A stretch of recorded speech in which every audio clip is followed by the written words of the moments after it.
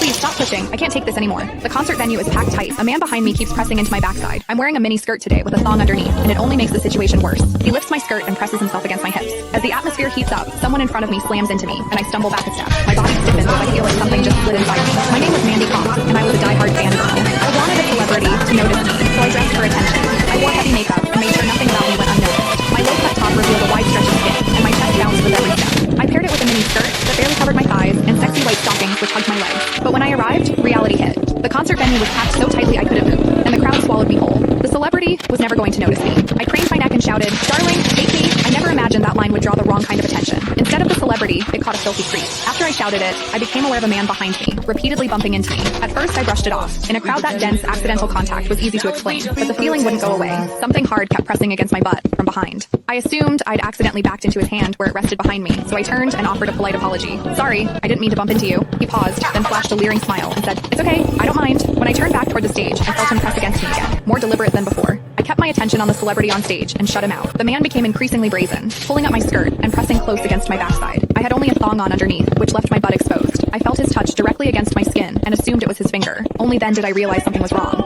The pressure was warm and solid in a way a finger could never be. My mind lurched as the truth hit me. In the 20 years of my life, this was the first time a man had ever molested me. Fear surged through me, sharp and overwhelming, and my body reacted with an instinct to flee, but there was no way to move. The concert floor was packed wall to wall, leaving me stuck where I stood. I drew myself tight, bracing as if tension alone could keep the fear out. As I did, my hips closed around the man's so-called finger, trapping it between my cheeks. An unfamiliar sensation followed, and warmth rose to my face. What confused me was that I didn't recoil from it. There was a muted comfort to it, and against my will, it sparked a faint sense of expectation. The man behind me seemed to take it as a signal. He moved in closer, repeating the motion until the intrusion was unmistakable. I had lived a sheltered life as a college student, and now I was being toyed with by a stranger while surrounded by people. Shame surged within me without warning. I felt the urge to sob, but my throat closed, and my voice deserted me. Worse still, the pressure forced my thong inward and sent a restless, prickling discomfort through my body that wouldn't fade. A quiet, involuntary sound escaped me, and the embarrassment followed instantly. I gathered myself and strained to suppress it, holding it down until my throat tightened. The blaring music and the screams around me drowned everything out. With every eye fixed on the stage, no one was aware of what was happening to me.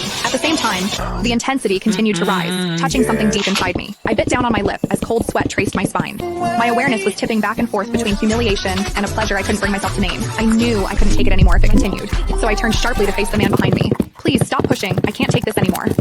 When I finished speaking, the man leaned toward me and whispered in my ear, "Is it exciting, the way I'm pushing against you?" The shame was overwhelming, and I was on the verge of crying. "I'm a virgin. I've never done that kind of thing. Please, let me go." He didn't stop. Instead, his gaze burned deeper as he seized my waist, the pressure growing stronger. "You're really a virgin? Then let me show you what it feels like to be a woman." Click the link in my bio to get the full story for free.